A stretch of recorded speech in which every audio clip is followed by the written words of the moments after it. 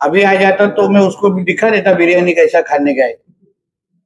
हमारे हिंदू राष्ट्र में हमारे हिंदुत्ववादी सोच के सरकार होने के वक्त किसी ने भी मस्ती नहीं करना चाहिए। मुझे विश्वास है कि मेरा वीडियो और वो मेरा ये पत्रकार परिषद जरूर देखेगा, इसलिए उसको समझना चाहिए ये उसका अब्बा का पाकिस्तान नहीं है। आलेलो धमाल करून गेलेलो। पार्ट 2 करायची विचार होतो। बागी पिक्चर 2, बागी कसा पार्ट 1, पार्ट 2, पार्ट 3, पार्ट 4 आला ना, मला पार्ट 2 करायची संधी तरी द्या। कारण वारंवार त्याविषयी पण त्याला पोलिसांनी नोटीस दिली पण त्याला अटक करण्यात नाही आली। म्हणून बोलतोय सगळी माहिती घेऊन जातोय। आमच्यावर सोडा, आम्ही मंत्रालयाला जाऊ, आमच्या मुख्यमंत्री साहेबांकडे जाऊ। शेवटी ह्या सगळ्याच लोकांनी याच्यामुळे आज मी आमदार आणि मंत्री म्हणून इथे बसलेलो आहे। आम्ही जे मंत्रालय बघितलंय ना, महाराष्ट्रातल्या हिंदू समाजामुळे बघितलेलं आहे।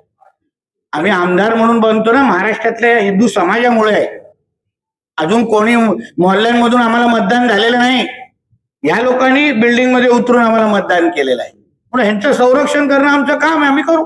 नक्कीच सर, कसं केव्हा विषय निघतो जेव्हा महाराष्ट्रात भारतात त्याचे परिणाम मीरा भाईंदरमध्ये लगेच होतात, कारण अशी पिलावळ लगेच जागे होते। आता मला वाटतं इथे एक फ्लॅट घेतला पाहिजे, इथे राहायला येतो, देतील का नाही यांना विचारा। दम नाहीये आमच्या समोर उभं राहून काय मचमच करण्याची, चावचाव करण्याची। मी तर तुम्हाला ह्या निमित्ताने मी मुस्लिम समाजाला पण आवाहन करेन, नयानगर असो महाराष्ट्रात, तुम्ही पण मस्जिदीच्या बाहेर आय लव्ह महादेवचे बॅनर लावा। हे हिंदू राष्ट्र आहे, ज्या देशामध्ये राहतात त्या देशाचे नियम पाळा, माझं म्हणणं आहे। कोण पाकिस्तानमध्ये राहणारा अगर कोण हिंदू असेल, अफगाणिस्तानमध्ये राहणारा हिंदू असेल, तुम्ही अपेक्षा ठेवाल की नाही की त्यांनी तिकडचे नियम कायदे पाळावेत? तर ज्या देशामध्ये 90% हिंदू राहतात, तुम्ही लावा ना तुमच्या मस्जिदीच्या बाहेर आय लव्ह महादेवचे बॅनर लावा। देशाचा नियम तो, इथे आमच्या देशामध्ये डॉक्टर बाबासाहेब आंबेडकरांचा काय संविधान चालतं, इथे शरिया कानून लागू होणार नाही कधी, किती तुम्ही प्रयत्न केले तरी। म्हणून मुस्लिम समाजाला सांगेन, हे सगळे इकडे बाकीचे बॅनर लावण्यापेक्षा प्रत्येकाने आपल्या घराच्या बाहेर, मस्जिदीच्या बाहेर, मदरशाच्या बाहेर आय लव्ह महादेवचा बॅनर लावून टाकायचं, बघा किती फायदे भेटतात। शेवटी मुळात सगळे हिंदूच होते, सब हिंदू ही थे पहिले, मग लोक धर्मांतर करून त्यांचं त्या लोकांना केलं, पण मुळामध्ये सगळेच महादेवाचे भक्त होते। मग कराय सगळे घर वापसी परत, आम्ही मदत करतो। सर, जब ऐसे हिंदू ऐसे कृत्य करते हैं, बैनर लगाने की कोशिश करते हैं, तो पुलिस उनको दुहाई देती है, कानून व्यवस्था की उन पे मामले दर्ज होते हैं, तो क्या कहेंगे? देखिए, मेरे साथ हमारे सभी हिंदुत्ववादी विचार के कार्यकर्ते, इन लोगों ने जब भी आपके ऊपर तकलीफ हुई है, हमारे सारे कार्यकर्ते आपके साथ खड़े हुए। इसके आगे भी ऐसा कोई बैनर लगा के वक्त, मैं जैसे बार बार बोलता रहा हूँ, एक कैबिनेट मंत्री इधर बैठ के आपके प्रोटेक्शन के लिए और आपसे बात करने आया है, तो उसके आगे का आप सोच लेना चाहिए। हमारा पुलिस डिपार्टमेंट में के सभी अधिकारी गंदे नहीं होते, कोई हिंदू स्पिरिट के भी लोग हैं, वो करेंगे ना अपने को मदद। देवा भाऊ की सरकार है, समझ में आएगा आगे। सर, म्हणजे आता तुम्ही सांगू शकता ये सारी चीज ये अगर बंद नहीं होगी ना, तो इसकी सबकी दवाई हमारे पास है, आजमा के देख ले। इसके बाद 2 दिन पहले किरीट सुमैया आए थे यहाँ पर, उन्होंने बोला था कि जो लोग भी इसमें शामिल है उनके ऊपर सख्त से कार्रवाई होगी, लेकिन इंटरव्यू में किरीट सुमैया का मजाक उड़ाया। किरीट भाई हमारे बड़े नेता है, नकल उड़ाने से उनका काम छोटा हो जाता है क्या? फिर कभी तो कभी जेल में बैठ के भी नकल निकालो, मजा आएगा नकल निकालने को। फिर जब भी शुक्रवार के दिन गैस सिलेंडर ऊपर करने को नहीं मिलेगा ना, तभी मजा आएगा। करो नकल और ज्यादा करो, मेरा भी करो जाने के बाद, फिर जहां जहां डंडे लगेंगे ना तो फिर मजा आएगा आवाज निकालने के। सर, नयानगर में आई लव मोहम्मद के ह्यूमन चेन बनाई जाती है, माहौल खराब किया जाता है, तो क्या उनको संदेश जारी करेंगे आप? मैं संदेश जाने के बजाय हमारी सरकार जरूर इसके बारे में जो कोई उसके ऊपर एक्शन लेना है, जो कुछ सोचना है सरकार जरूर सोचेगी, आप चिंता मत करो। मैं बार बार बता रहा हूँ, हिंदुत्ववादी सोच की सरकार है, यहाँ कोई भी वातावरण कोई खराब ना करे।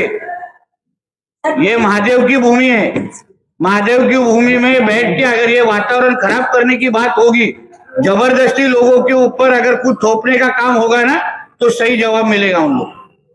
सर मीरा भाईंदर में इसी तरह की घटना की हमेशा पुनरावृत्ति होती है, इस बारे में सरकार हमेशा कोई ठोस कदम नहीं लगी आप थोड़ा जरा संयम रखो, सभी न्यूज एक ही दिन देंगे तो आपका चॅनल कैसा चलेगा.